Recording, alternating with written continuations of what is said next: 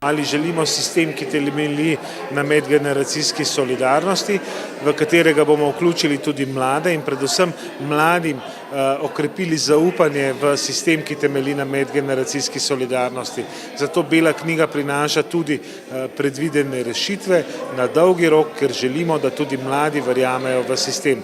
Dejstvo je, da trenutni sistem pokojninskega zavarovanja temelji na medgeneracijski solidarnosti in to je v bistvu edini sistem, ki je preživel vse svetovne vojne, spremembe držav in podobno.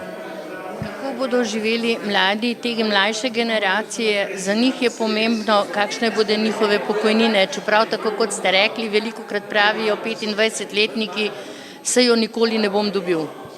No, ključno za višino njihovih pokojnin in stabilnost pokojninskega sistema je, kaj se dogaja na trgu dela. Ali bodo mladi dobili zaposlitve, ali bodo tekom kariere imeli dovolj visoke plače. Od tega je odvisna tudi pokojnina. Včasih, ko se pogovarjamo o višini pokojnin, pozabljamo, da je višina pokojnin vedno posledica plače.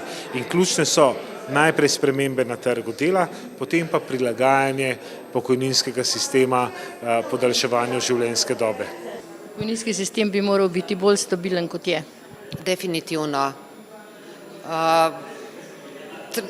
Ta denar, ki se je v ta sistem vplačeval, v glavnem ta medgeneracijski sistem, se je v redu, ampak nekako zagotavlja res neko negotovost.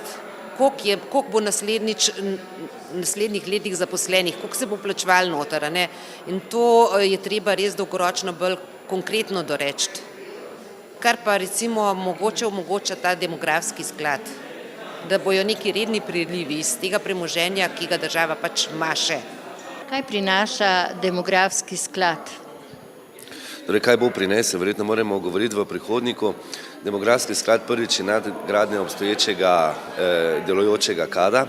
Prinašal bo dolgoročno garancijo za nemoteno izplačevanje pokojnin tudi čez 20, 30, 40 in več let za nedoločen čas. Je pa res, da se je zadeva nekoliko tukaj ustavila, ker so pač želje Desusa očitno bile previsoke, želje Desusa pa niso bile nič drugega kot pa to, da zagotovimo v demografskem skladu, da združuje tista dobra slovenska podjetja, ki so uspešna in ki bodo prinašala sredstva, da se bodo lahko pokojnine izplačevali tudi dolgoročno in hkrati, da bo to garancija, da se ne bodo dobra podjetja razprodali, kot bi nekateri želeli. Kaj želite s tem vse izboljšati? Kaj želimo izboljšati? Želimo omogočiti en ustrezen, učinkovit vir financiranja na dolgi rok, s tem pa tudi nemoteno izplačevanje pokojnin. To je naložba v sedanjost, predvsem pa v prihodnost za sedanje upokojence in tiste, ki bodo v sistem izplačevanja pokojnin vstopali čez 20, 30 in več let. Zdaj govorimo še o prihodnosti. Kdaj bo postala sedanjost ta demografski sklad? Ne želja, zaveza v demografskem skladu je na pobudo Desusa prišla oziroma je bila vpisana v obstoječo koalicijsko pogodbo. 3 leta smo se s tem ukvarjali, v tem trenutku še sklad ni zaživel. Kdaj bo zaživel? Upam, da čim hitreje.